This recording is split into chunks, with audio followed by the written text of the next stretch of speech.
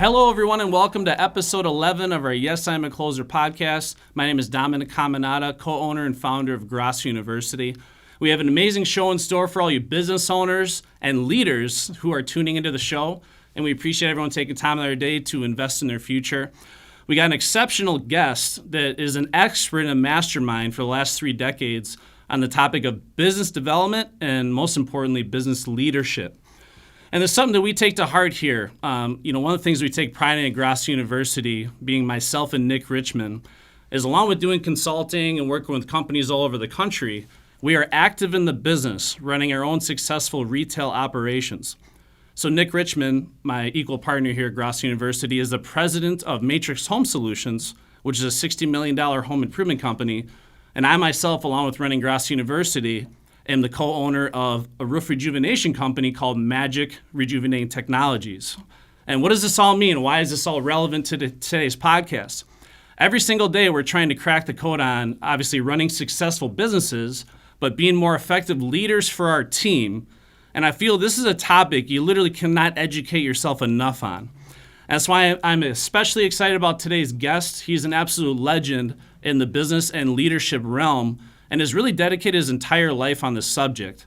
And his resume would be too long to discuss here in today's podcast, but just to highlight a few things that are obviously exciting to talk about. He's the president and founder of the Extreme Leadership Incorporated and also the Extreme Leadership Institute. And he's also the best-selling author of several books on the subject of leadership and business development, including but not limited to one of his latest and greatest, Love is Just Damn Good Business.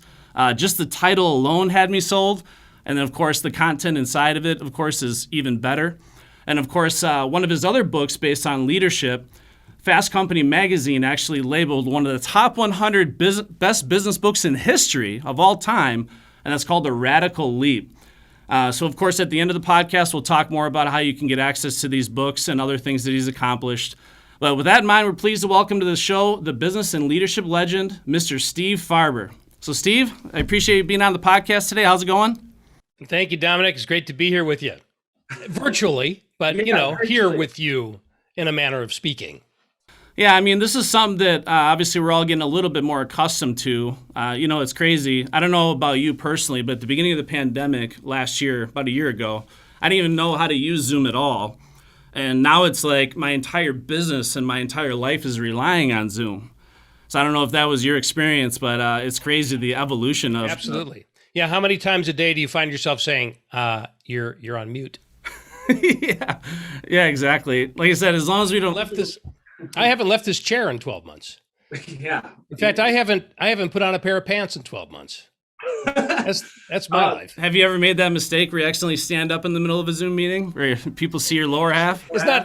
It's not that bad. I mean, I'm wearing my workout shorts, but I'll put on a nice blazer like what you're wearing, and if I'm doing a gig for a client and make myself look really nice from the waist up. And then, I'm in San Diego, right? So there's no need for me to put on any kind of long pants, even when I'm, going outside, walking around. But yes, I spend a good portion of my life on Zoom and related platforms. Yeah, absolutely. Yeah, I mean, when the pandemic first hit and obviously all the office stuff shut down, I was doing most of my virtual consultations from home. And it just so happened that the only space I had to set up my virtual studio, so to speak, was right by my bar in my man cave. So admittedly, occasionally I'd be doing a Zoom meeting with my coffee cup, quote unquote. I'd be sipping on, whatever's going on at the time. For the record, I have actual coffee in this cup, just so you know. All right, I'll take your word. So kind of diving right in here, Steve. Obviously, we got a lot to talk about. And again, it's an honor to speak to you. I've been doing a lot of research on some of your achievements, of course, in the business and leadership world. And of course, diving into this book here, amazing stuff. And it's one of those things where I didn't realize how much I believed in the stuff that you were talking about, because it's just stuff that I try to instill when I'm doing my own training consulting for management, but you take it to a whole different level. But kind of going back, when did you first decide that, business and leadership was going to be my mission in life? And obviously you have a true passion for it. I guess when did you first decide that this was going to be your future, that you're going to pursue this as of course, a consultant and keynote speaker? Yeah, well, it's been a long process. I've been at this now in some form or another for 30 years, just over 30 years. And it wasn't like there was one particular moment where I said, leadership is the thing. It's more like I had a business background. So I was also a business owner. I mean, I've been a business owner for most of my adult life. But in the very beginning, I was actually in the financial services industry, which is a polite way of saying I was in the commodities futures business. And I got into it because I needed to make money. I didn't have a passion for it. I just needed to make money. I started everything pretty young. So I'm now 63 years old. Before I was 30 years old, I had 3 kids. So I had to feed a family. And I was also a musician. And what I discovered way back then is that those two things, playing music for a living and feeding people, were mutually exclusive ideas. So I gave up the music and I went into business to make money. And it happened to be in the commodities futures business because I had a friend who was in it and gave me a job. Well, that's where I discovered I was an entrepreneur, because within a few years I had my own shop. Wow. So I had, my own small brokerage firm. I was doing my thing, and, my own boss, the American dream, wife, kids, station wagon back then, the whole thing. And if anybody remembers what a station wagon is. And the only problem with that whole scenario is that I just freaking hated it. I hated that business. I hated that industry. It wasn't for me. And I got out.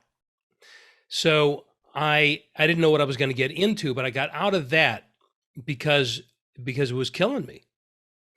And I think it literally was killing me. I can't prove that now, but if I hadn't, have gotten out of it, I don't know what the consequences would have been. But what I did have was a love for business, not that particular business, but business. And I also had a lot of experience working with people, leading, and also, from the front of the room as a musician and an actor, which I did a little bit of in college and that kind of a thing. So I put all that together and I started doing workshops for companies because it was just a natural, combination of my talents.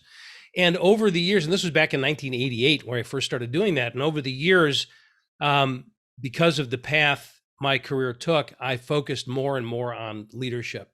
And I came to understand from experience that the quality of a company's leadership, whether it's a small business or a Fortune 100 company, the quality of that business is directly tied into the quality of its leadership. The success of that business is going to depend on the quality of its leadership. And it's true for those of us who are running small ventures and those of us who are running, massive, global organizations, not multi-global, multinational. Yeah. But so that's, it was just kind of a natural evolution. By the way, just so you can see there, Dominic, I am short answer challenged. So no, that's okay. I mean, it's all stuff that I definitely am excited to learn more about.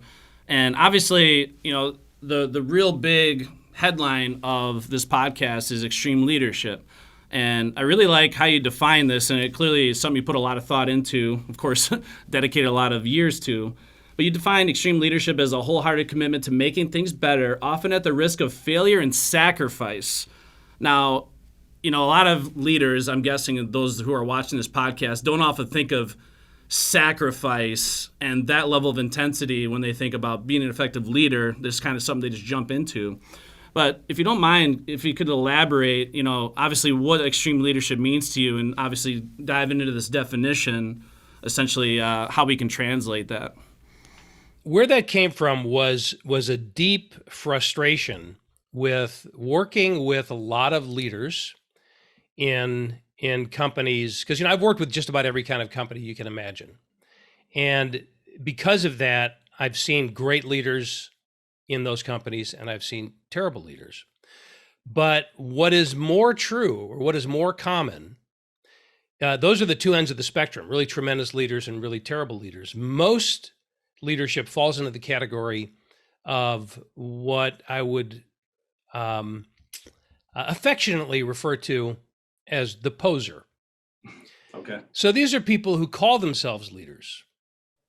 They slap the title on themselves, or they were given the title by somebody. Right. And now it says it on their business card, and it says it on the org chart, and they're a leader of a team or the leader of a company just because we're in a position of authority. Yeah. And I got frustrated with this reality that it's very easy to call oneself a leader, but actually leading is a whole different thing. And if you look at what leaders do, what leaders really do, not what they call themselves, but what they really do, it is extreme. Leadership by its nature is an extreme act because it's about the act of transformation in some way or another. It's about going places or taking people places we've never been before. It's about stretching and growing our own skills and capabilities as human beings. It's about taking nothing and turning it into something, taking something good and turning it into something extraordinary. This is already extreme stuff. And when you put yourself out there to transform, whether it's transform your business or transform your life or transform the world for that matter, you are taking a risk. And by definition, when you're taking a risk, there is a chance of failure. Otherwise, it's not a risk. Yeah. Right? So by its nature, leadership is a risky endeavor, and therefore it is an extreme endeavor. And therefore, if we're going to really step into that leadership world and not just call ourselves leaders, but actually engage in the act, we have to be willing to take a risk and sacrifice for what it is that we're trying to do. Yeah, absolutely.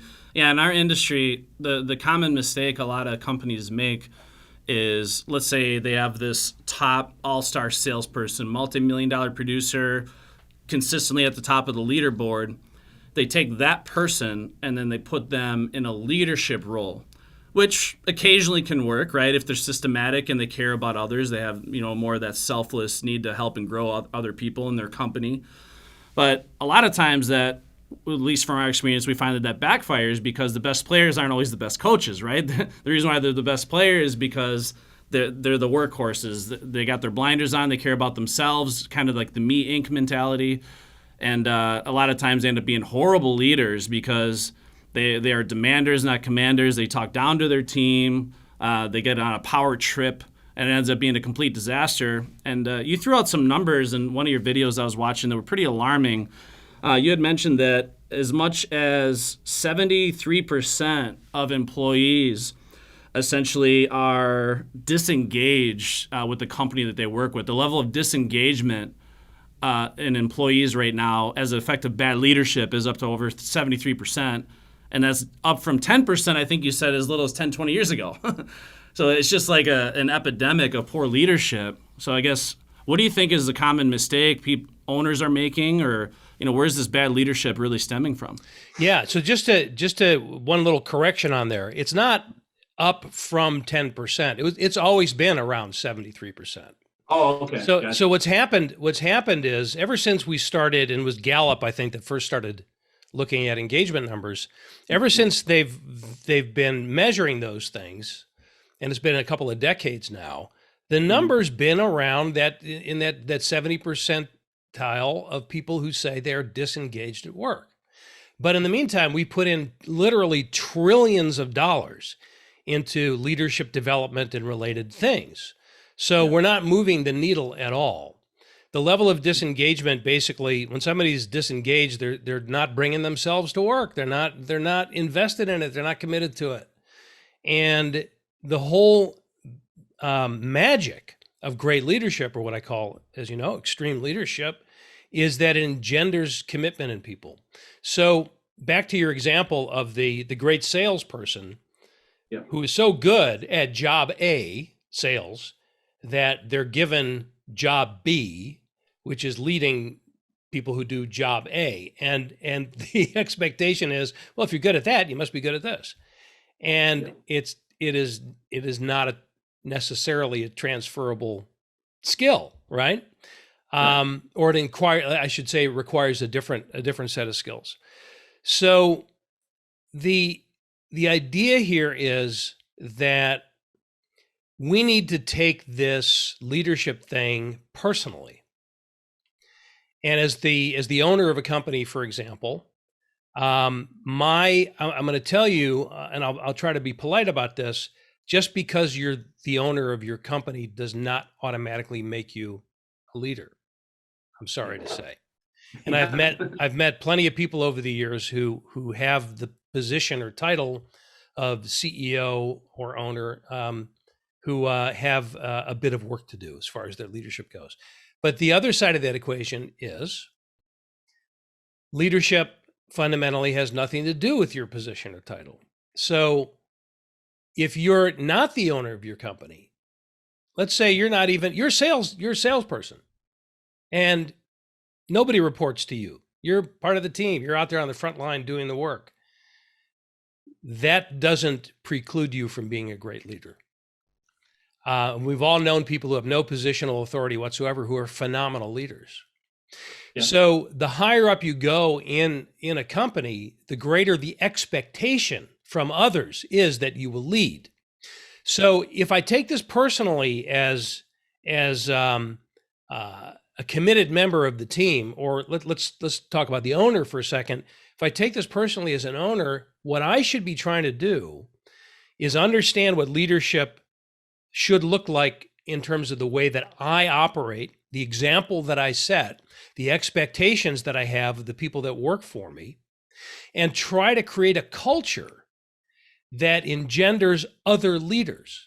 So if I can have an entire company of people who understand what leadership is and lead in their own way and in their own spheres, that is an unbeatable proposition.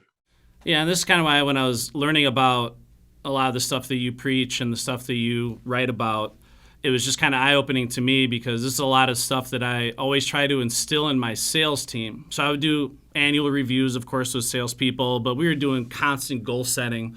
And one question that salespeople would always ask me, and they still do to this day, is, Dominic, what's the best piece of advice you can give me to be the best salesperson I can be? And I always have the exact same answer. So I always say you need to be a mentor, a leader, and a coach to everybody else. Don't be afraid to take that struggling salesperson under your wing. Give them advice. Do a coaching session. Take them aside. Do some role playing.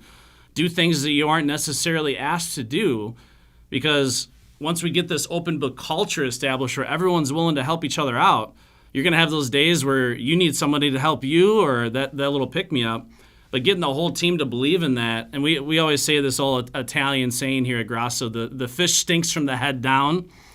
So it's kind of the thing where if the leadership at the top has stinking thinking and they don't lead the right way, that trickles down through their entire organization. But also what I preach to the salespeople is, obviously, when you are giving advice and you're coaching others, what does that do to your confidence level? What does that do to your sense of fulfillment in life? Sales can be a very lonely job. Owning a business can be a lonely job if you let it, right? So again, instilling that open book culture where everyone's willing to help each other grow, everyone's willing to work together, that teamwork makes the dream work philosophy. But that's something that, it really stuck out to me. And I really love the title of this book here too. Oh, go ahead. My third book is called Greater Than Yourself. Yeah. And that is what you just described there is the premise of the book. And it came from an observation that I've made, which will support what you're teaching your team. And that is that the greatest leaders that I've met in my now 3 decades of doing this work never call attention to their own greatness. They never shine the spotlight on themselves. In fact, the greatest leaders are the ones who focus on making others greater than themselves. Yeah.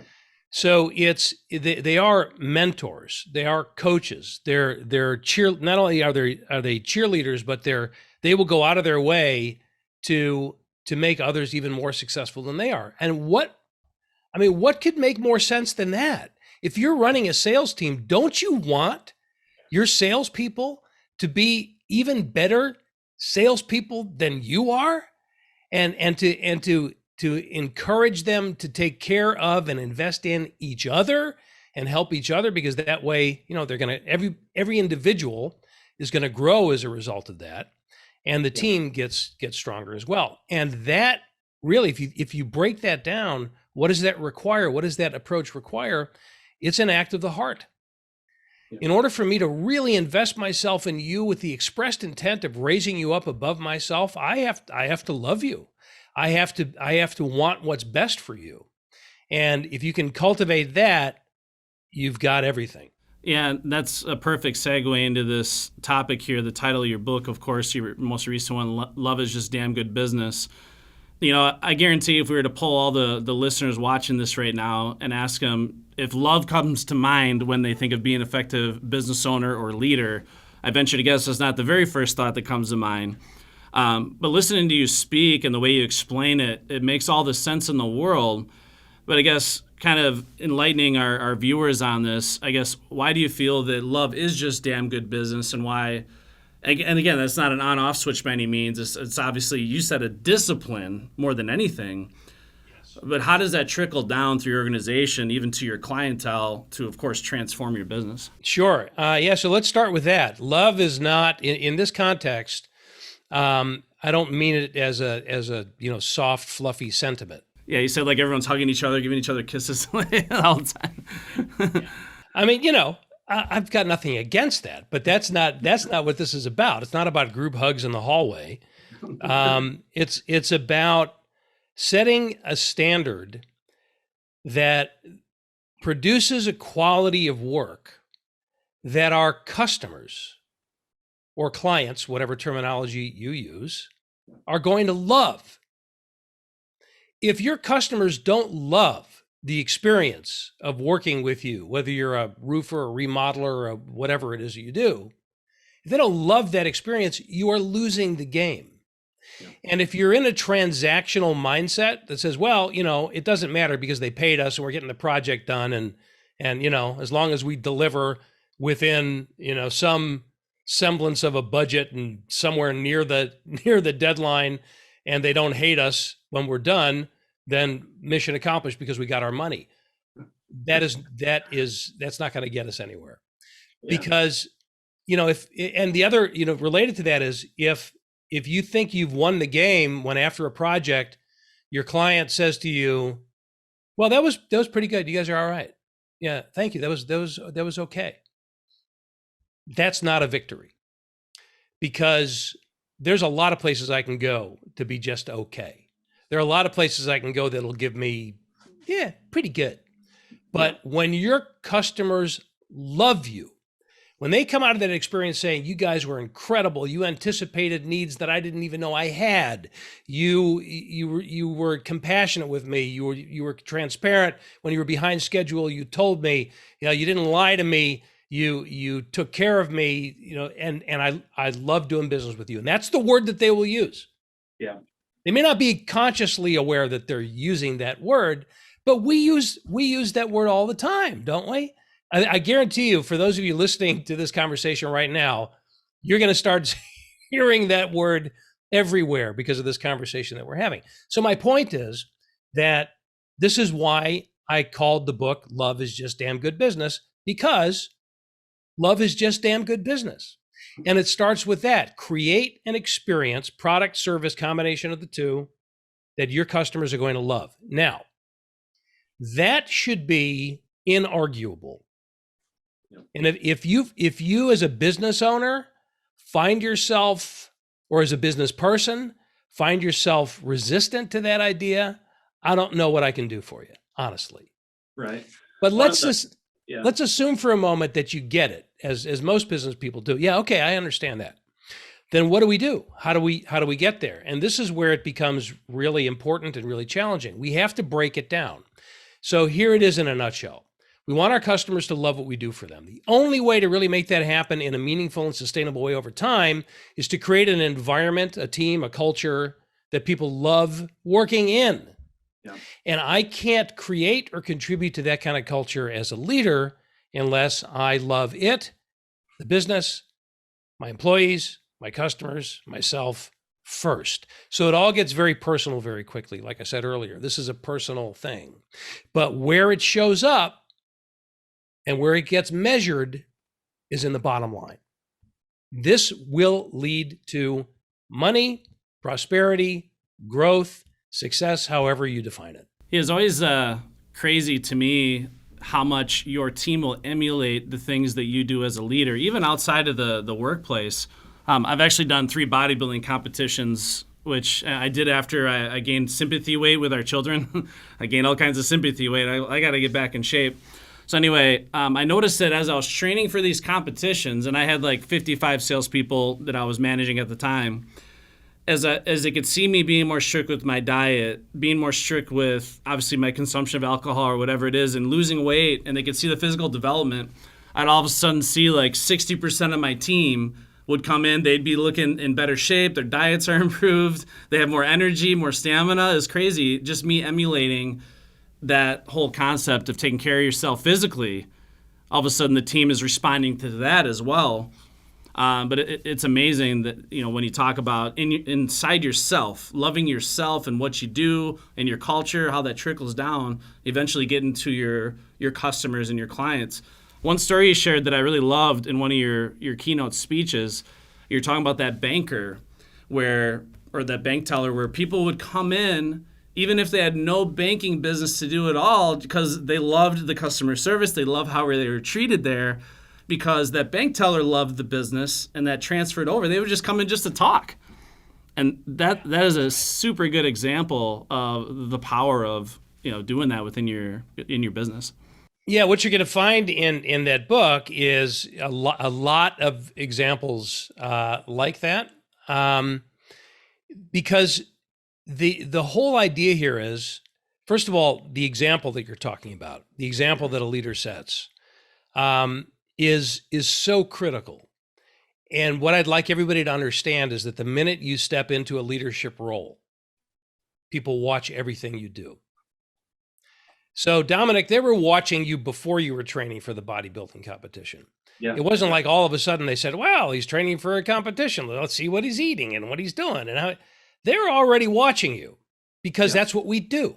We watch people in leadership positions like a hawk. So understand that you're living under a microscope. And when I say people watch everything you do, I'm not exaggerating. They watch everything you do. They watch your body language and facial expressions, of course, but they also watch the way you spend your time, the way you talk to people, the way you allocate resources. They watch the kind of behavior that you encourage and the kind of behavior that you discourage. They watch, for example, how you interact with customers. They watch all of the above, and at the same time, they compare those things that they see to what they hear you say. Yeah. Because if you say, for example, that the customers should be the center of our universe, and then every chance you get, you're bitching and moaning about your customers behind the scenes, what does that really say? So we're being watched, which means the good news in that, the bad news in that is none of us is perfect, right? So we're all going to screw up. The good news is that we are our own best raw material. So the challenge is about holding ourselves accountable to our own words.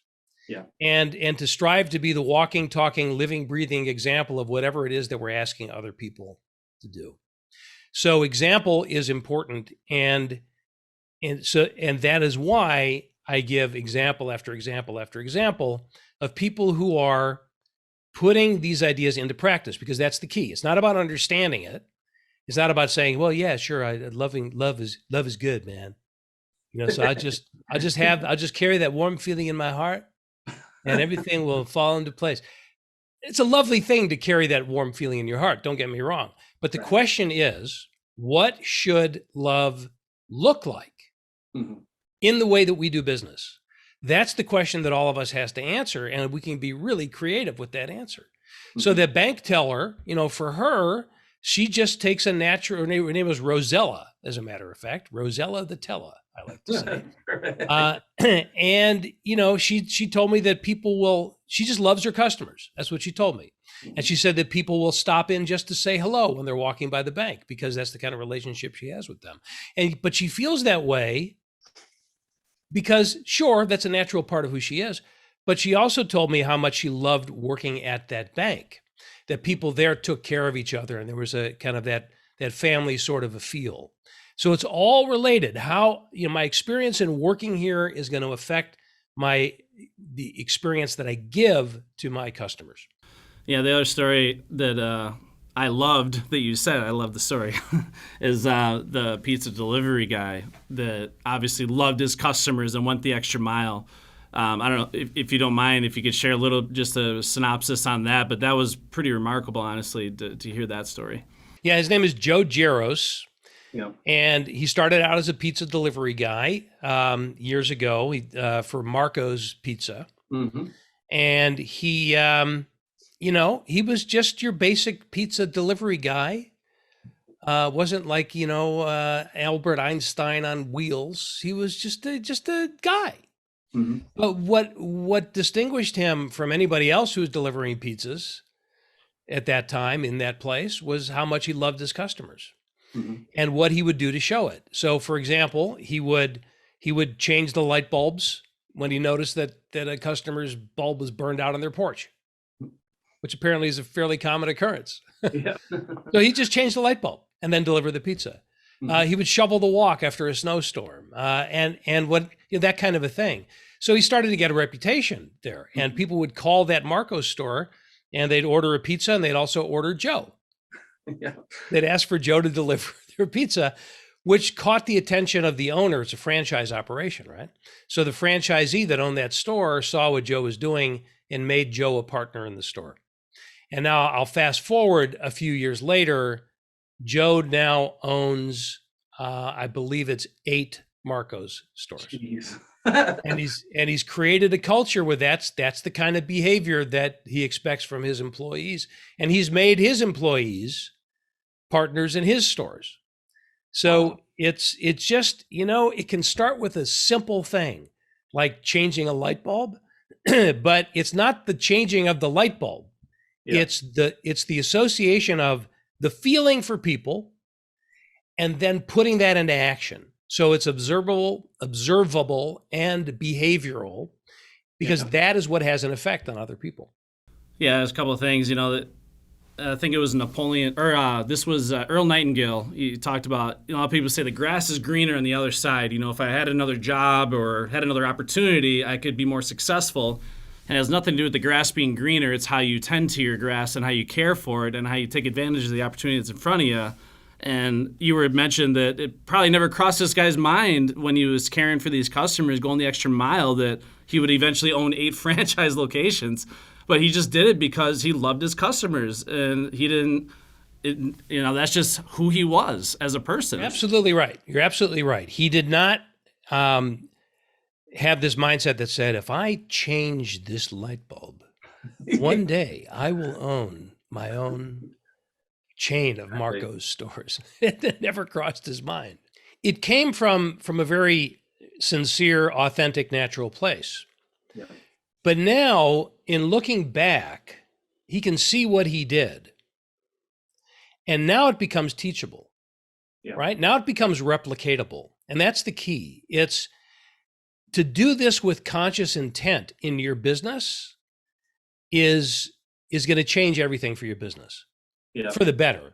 I mean, and what that requires is for us to ask ourselves in every aspect of our business, internal and external, internal and customer facing, are we conducting our business in such a way that's going to engender that feeling of love for this business in the people that it's affecting? So my employees and my customers. So if I can get conscious and intentional about that, then it's not a happy accident. It's part of our strategy. Yeah, I mean, a lot of these stories remind me of, I think it was from the book Think and Grow Rich with Napoleon Hill, but he talks about how those individuals, those employees that do far more than they're asked to do, that go the extra mile and do more than their job description technically pays them for, eventually they get to a stage in their life where they're getting paid for more than they're actually doing. But you got to be willing in those beginning stages to go the extra mile and do the things that are outside your necessary job description, because you do care for your employees, you do care for your customers, and you are authentically, emotionally involved into wholeheartedly. And that's what I love about what you say, a wholehearted commitment to what you do for a living, and just take pride in what you do.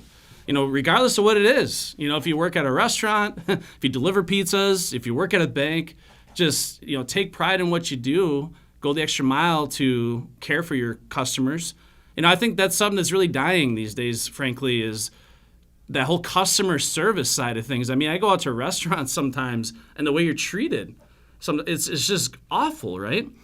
And, it goes both ways, but overall, we could all use that sense of love and care and affection for one another a little bit more these days. So, well, I think it's very similar in a lot of ways to our personal relationships, our friendships and our marriages and all that.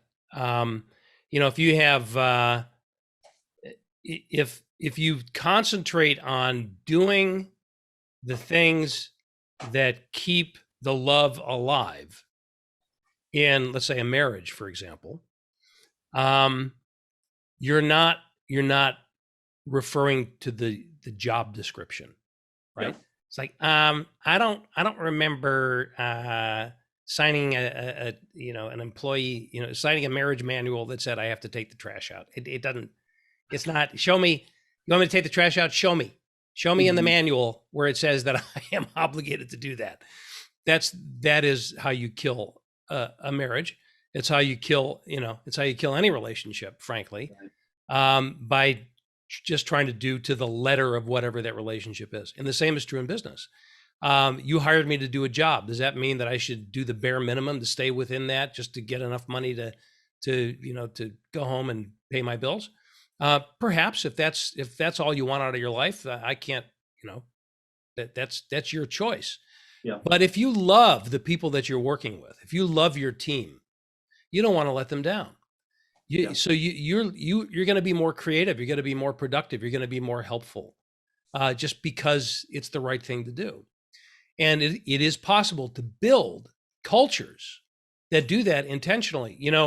My colleagues at the Extreme Leadership Institute, when you look collectively at the work that we've done, we've helped now almost, I think it's 28 companies make it onto best place to work lists.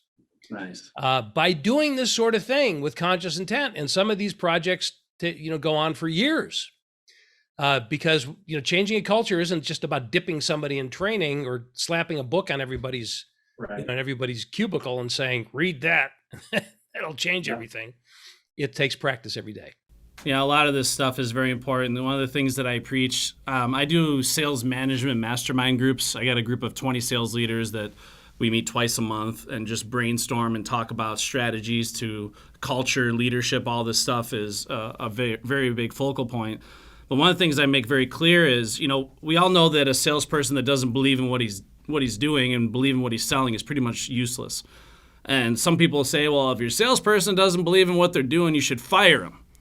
Well, my thing is, who's really responsible for that belief level being in the dumps, right? So management and leadership and ownership, to kind of to your points here, really needs to own up and take responsibility for training and instilling that belief into their organization and the company they now represent. Otherwise, you are going to have piss poor performance out of your salespeople if they hate where they work or they just wake up every morning dreading the day in the life of the company they represent. Absolutely true. And let's also acknowledge that, there is such a thing as tough love. Yeah. And this is about raising the standards, not lowering them.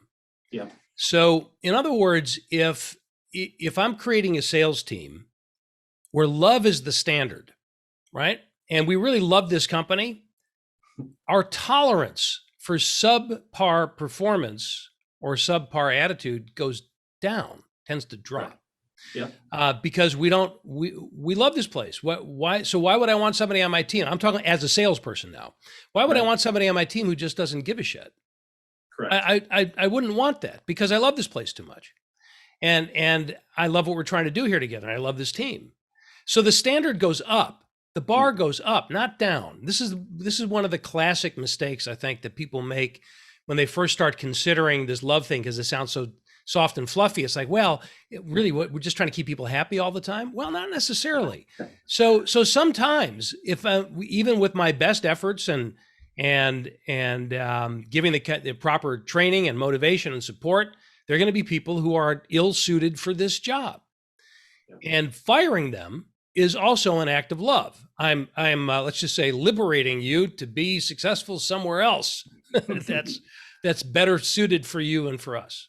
Yeah, that's a really good point. And, one thing that's interesting to me, so as I'm networking with business owners and sales leaders, we are firm believers in having a very detailed policy and procedures document that clearly outlines the expectations for proper lead handling etiquette, that clearly outlines the sales rep's benchmarks of performance that's required of them to maintain employment. And it's crazy how many companies that I network with that don't have any benchmark or any policy procedures document at all to hold their salespeople accountable for performance. And kind of to your point there, that instilling that culture of love that has nothing to do with being soft or being complacent. Obviously, like you said, if everyone loves their business, then they're eager and willing to pick up their game and be at that all-star level and really work hard, kind of pour their whole heart and soul into the position, into the role. But, in terms of benchmarking your salespeople and holding them accountable to a high standard of performance, I'm sure you'd agree. I mean, that is incredibly important to instill that culture, that winning culture. So I'll give you an example. And not so much on the culture side, but on the individual sales performance side. Right. So this example is from a large organization who you would have heard of. I'm gonna take the names out of it. Okay. But they do industrial sales. So their clients are, the major retailers, the Targets, et cetera, of the world. So on this particular team, the top salesperson, so she was already, this is the key, she was already the top salesperson. Her name was Vicky. I believe read The Radical Leap, my first book, where we talked about love, energy, audacity, and proof. That's what LEAP stands for. Love being the foundation of it. Yeah. It's either that or she heard me speak somewhere. I can't remember exactly, but it got her thinking about her customers. And the question she asked herself was, do my customers love me? And the answer was, her honest answer was, no, they like me. I mean, they do a lot of business with me, but I can't say that they love me. So she made it her personal mission to create a relationship with her customers, who she already knew pretty well, where they would love her. And she had this, she started with, and by the way, I heard this from her directly. I first heard about her from her boss. And then I called Vicky directly, and I said, because she had earned a nickname among her sales colleagues. They called her the original love doctor. Because everybody knew what she was up to, right?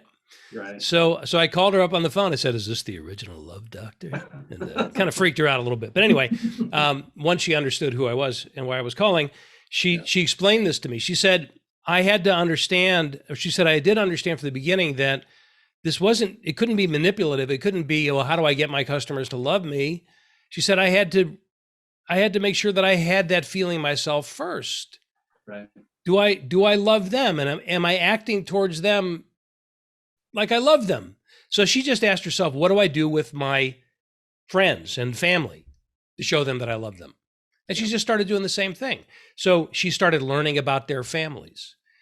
She started, getting more curious about what's going on in their lives and their challenges, and just did the kind of things that you do with good friends, for example. Mm-hmm. And they did hug each other when they saw each other at trade shows and whatnot. And she was on this campaign for a number of years. And remember, she's a salesperson. She's the top producing salesperson. Yeah. So she's looking at the bottom line as well. So this is the dance, right? It's very sincere, coming from an authentic place, but she's a salesperson and she wants to make more sales, and she did. Yeah. She did. So she increased her sales volume to the tune of $300 million. Jeez. Now, I know they do big contracts, but $300 million is $300 million, no matter how you slice it. So that's why she earned the name the original Love Doctor. No, it's cool.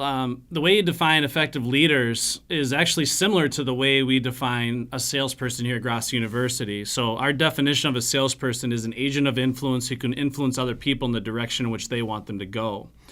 And I know you talk a lot about effectively influencing people, right? And obviously, if you can do it from the basis of love and influencing that throughout your organization, that's very, very important.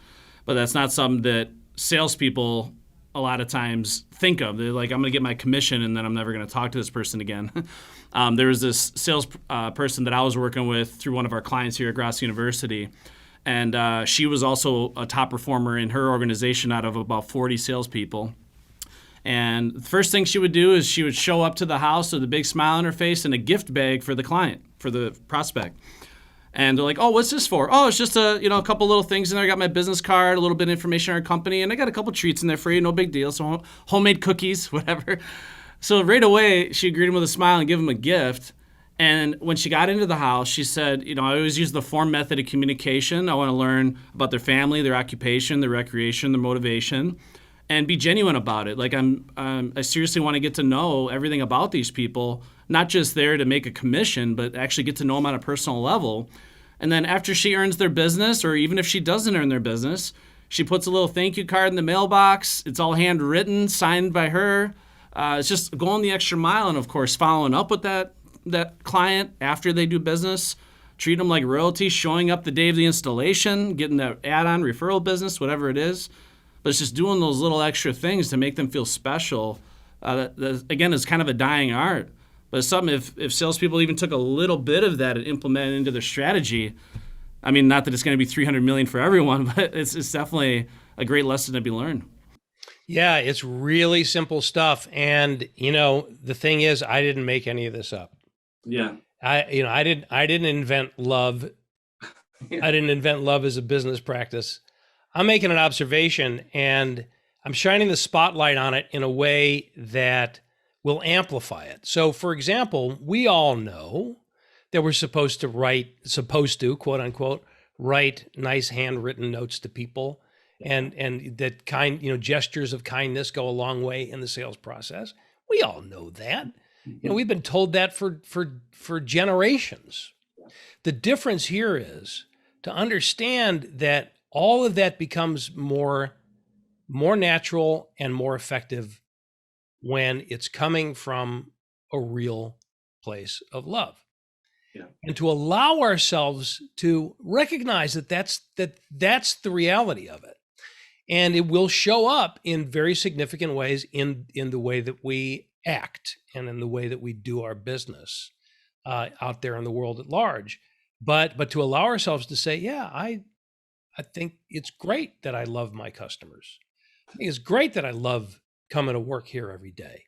Yeah. We got to give ourselves permission, at least for that at first, and then that'll open up a lot of possibilities for us. Yeah, one of my top performing salespeople, before he came to actually be a salesperson, he was active in the construction world, actually roofing houses and doing siding, more of the physical labor side. So he's very knowledgeable about stuff, but he's just a hard worker in general. And when he became sales and obviously saw the income potential and stuff, he got super excited, enthusiastic. But one thing that he always made it a goal was to get his customers to absolutely love him, build that connection, that personal rapport. And he's always going the extra mile. And reminded me exactly of that pizza delivery guy, that story. So this salesperson, if he went to the customer's house and their grass was up to their knees, he would cut their grass for them while he was there. He'd push mow their lawn or whatever it was. If they were on a farm and he would show up to the customer's house and they're out in the barn milking the cows, he'd roll up his sleeves and help them milk the cows, right? So if they were on the back deck, staining the deck when he arrived, he'd roll up his sleeves and help them stain the deck. He's a very handy guy. But he's going that extra mile, and for him to build a relationship with these customers, it was easy because he's always willing to do that little extra something to show that he cared about them, stuff that was not in his job description at all. Yeah, we could go on for weeks with examples like that. Yeah. And unfortunately, we love hearing these stories because they sound so extraordinary. Right. And I guess this is really about getting to the point where that's not extraordinary. That's what you do. That should be the norm, not the exception. So that's my aspiration, is to really change the expectation and the experience of what it means to go to work, what it means to be in business, and to make that kind of thing the norm. Now, I wanted to get your opinion on something. So I'm talking to these sales managers and sales leaders a lot, and I kind of describe sales management, or just being a sales leader in general, it's kind of like a blend of parenting and coaching. Whereas obviously, like a parent, it's pretty much a 24/7 proposition. You got to be available for your team any hours of the day. Obviously, you want to lead by example. You want to be someone they look up to inspire them, teach them right from wrong, and understand that they're always watching you and learning from you, like you mentioned before. But also, like a coach, I mean, you have to have that true love of the game and that will to win, obviously the desire for victory to make your team better and better and better. And of course, know how to properly train your team, to condition them, to get them to believe in themselves and what they do.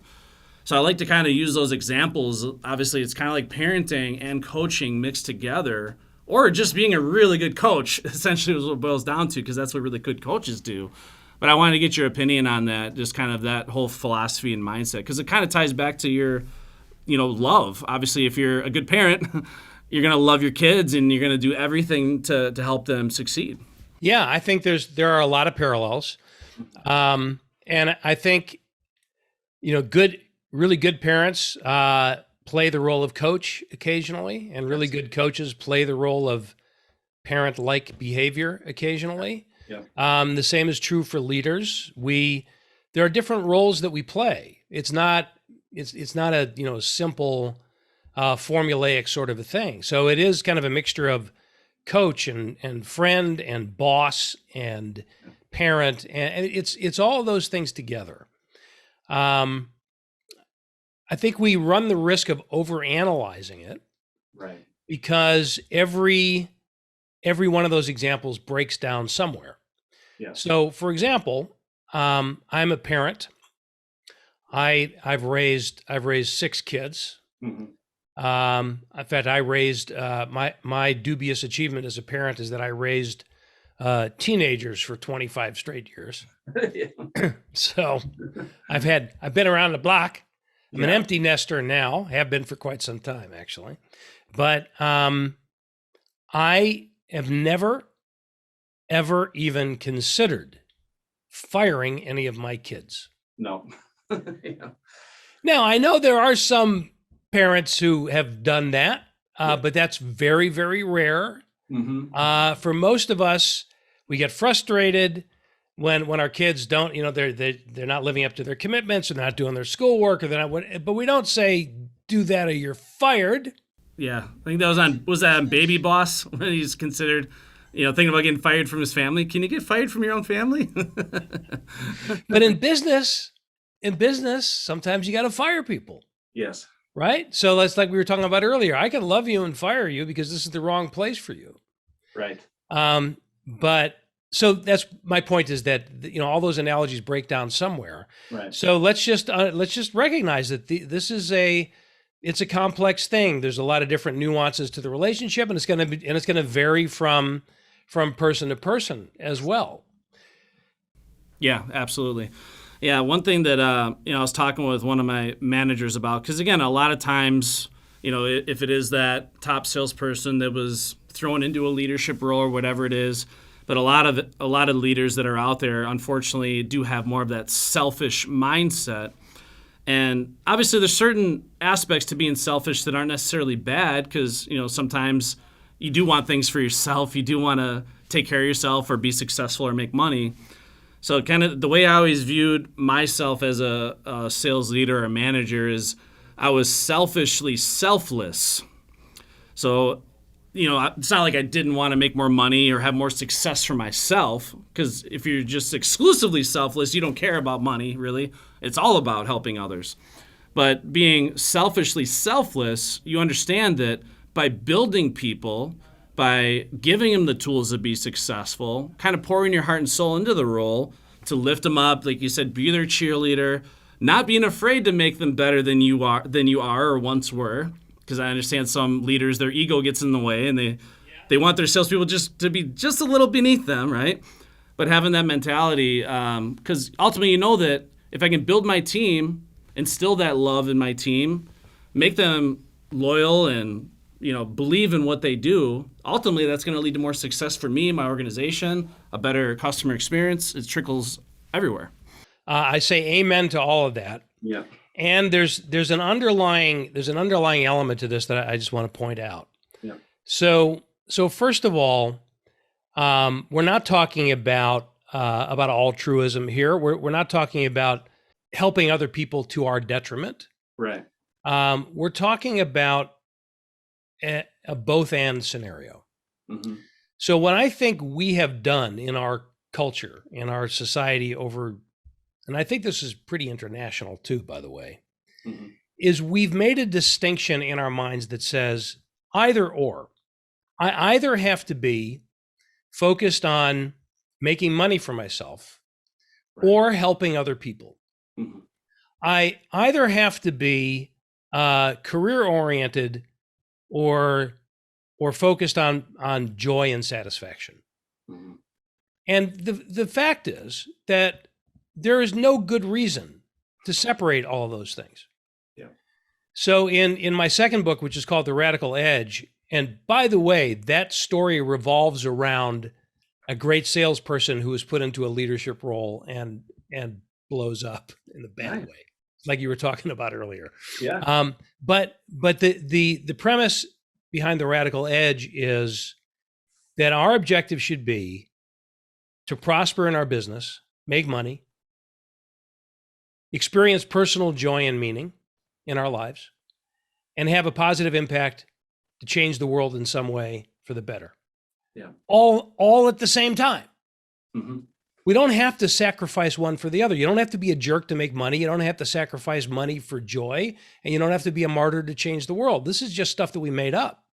Yeah. So even this discussion that says selfishly selfish and Selfishly selfless. yes. Say it again. Selfishly selfless. Selfishly selfless. We're addressing this concern that people have that says it's got to be either or, and you're saying no, it doesn't. It's both. But Right. just the fact that we have to address it shows the challenge that we have as a society around these ideas. And yes, we become successful by investing in other people's success, and we shouldn't feel guilty about that. We Yeah. should understand it. And listen, I love to make money, but I don't ever do anything simply because it's going to make me money. Right. Unless I'm talking about something in an investment portfolio. But even there, I'm not going to invest in a company unless I believe in the company. Right. But that's a little different kind of a nuance. But this all leads us to the same place. I want to be really clear about this. I'm a business guy.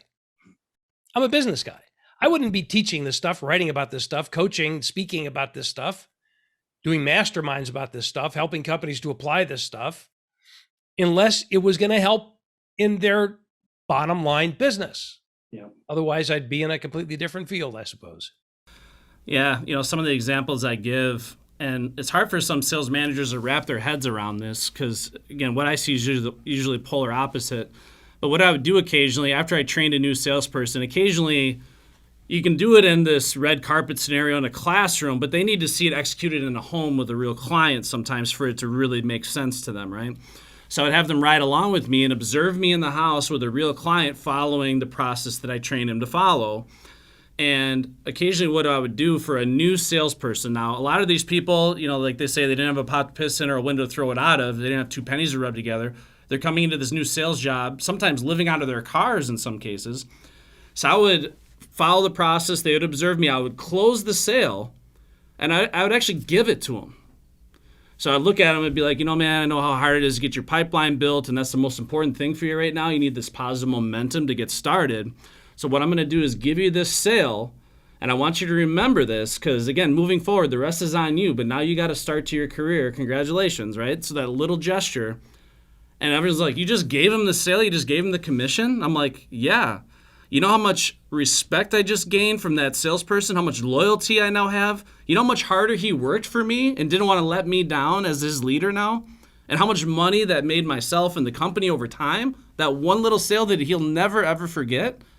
It's those little things that sometimes leaders don't take a second to think about. What they want to do is take it from themselves. And I see even the opposite occur where a manager is observing a salesperson and the salesperson demos it for 2.5, 3 hours, and the manager just jumps in and helps them close it, and they take the commission. Like, how the hell are you going to motivate your team and be an effective leader, get them fired up, stealing their money? Like, it's so backwards. Yeah, they're never going to ask you for help again. That's for sure. Right. Yeah, it's simple stuff, and it's so powerful in its effect and in its result. A lot of that mentality or that behavior comes from a zero-sum mentality that says that in order for me to be successful, you have to be less successful than I am. Yeah. That for every it's the balance sheet mentality that says if I get something in the win column, it's got to be in somebody's lose column. That's zero sum. Wow. And it's just not that way. It's not that way.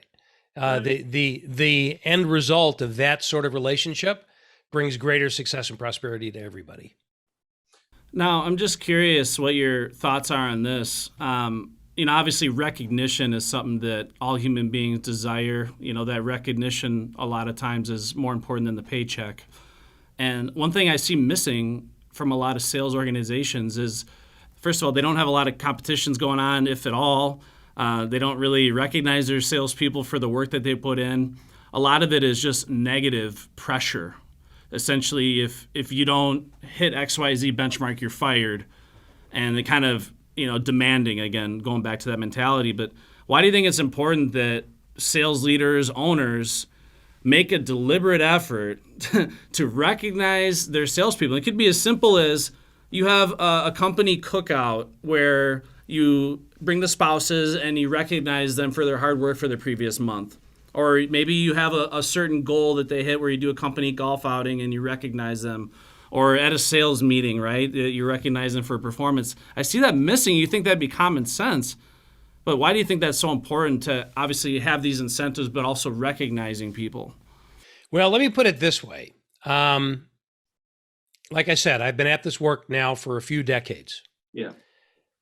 I can't tell you how many companies I've worked with and how many leaders I've worked with personally. I have no tally of that. It's lots and lots. And not once in these 30 years in any of these companies have I ever heard anybody say, I left that company because they just appreciated me too much.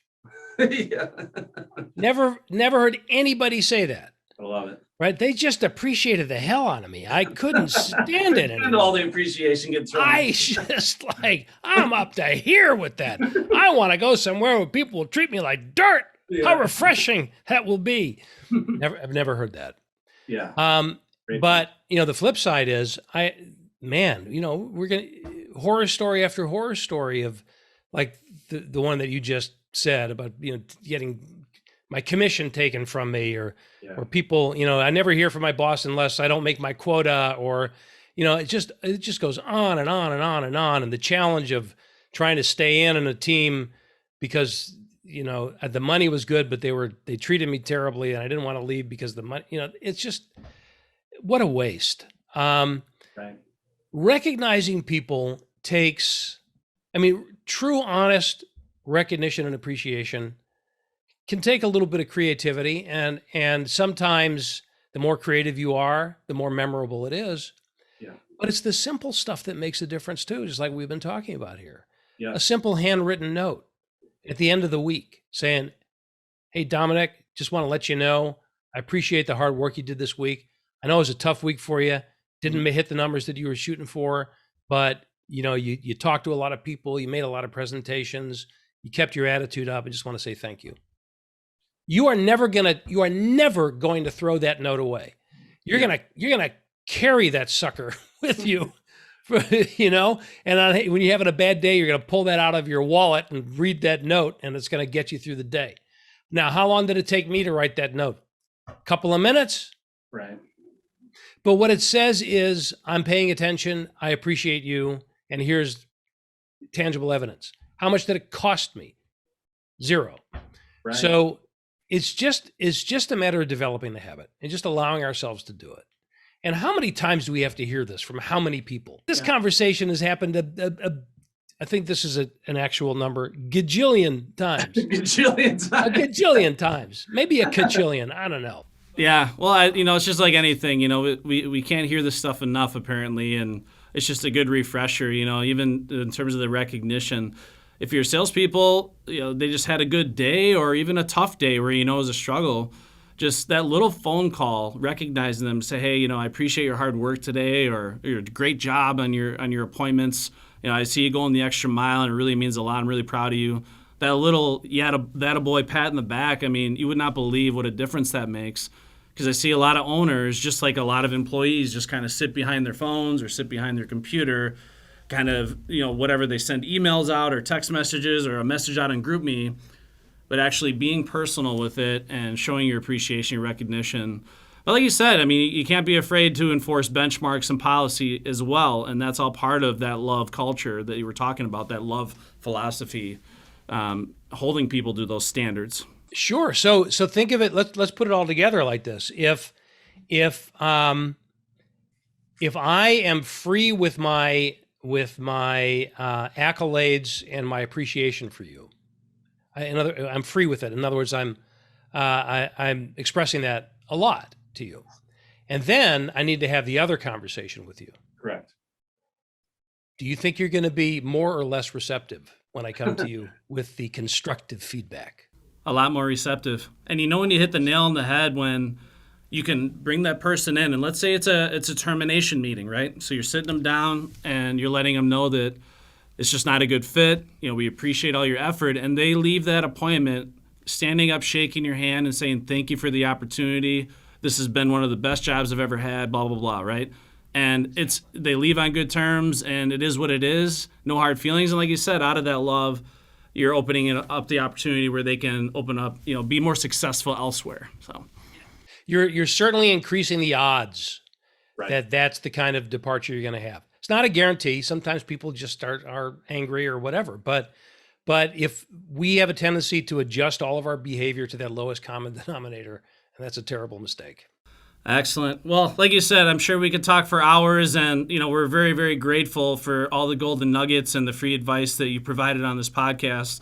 And just let me ask you, Steve, if anybody wants to reach out to you or get more information, or maybe even hire you for a virtual training, I guess what's the best way to contact you and set up that consultation? Yeah. So the kind of the epicenter of my online universe is stevefarber.com. You'll also find extremeleadership.com. They're very closely related, but they all end up in my backyard.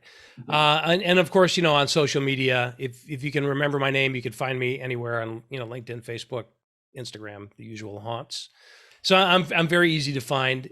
Worst comes to worst, you can always Google my name and you'll find it there.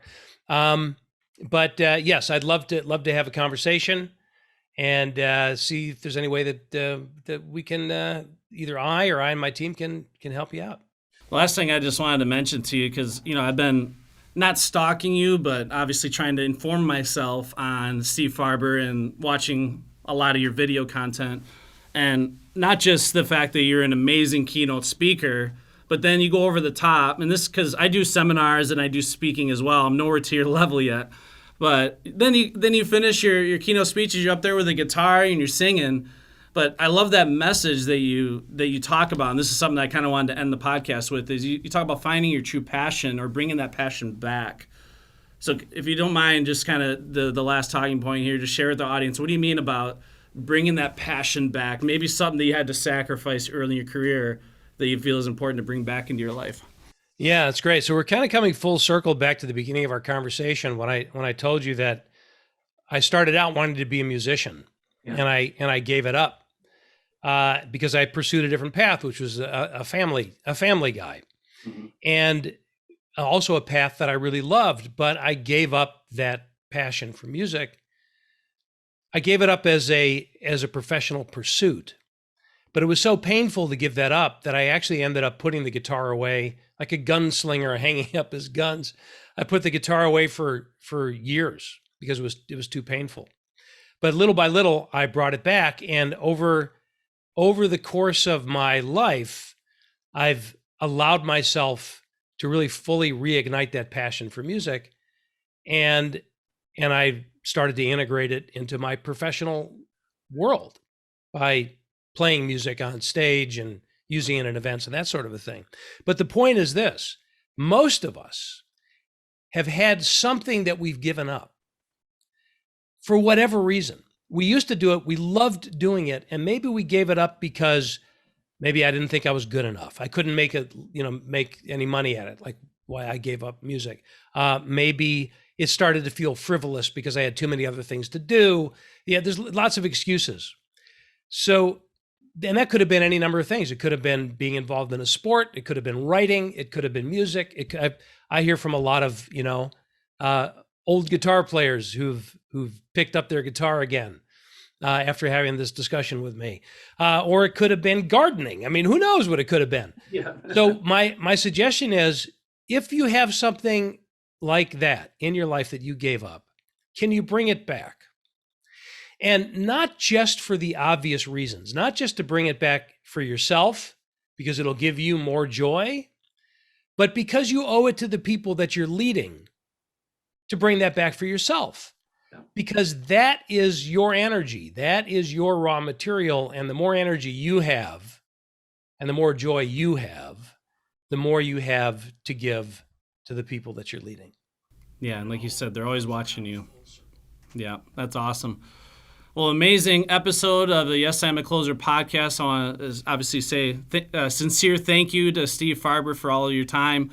And obviously, those of you watching, make sure you get your copy of The Love is Just Damn Good Business. It's a damn good book to read. And this is just the tip of the iceberg as to what Steve Farber trains on. And obviously, make sure you take advantage of his services within your own organization as well. So I appreciate your time here, Steve. Thank you so much. And as always, yeah. And as always, here at Gross University, yes, you are a closer.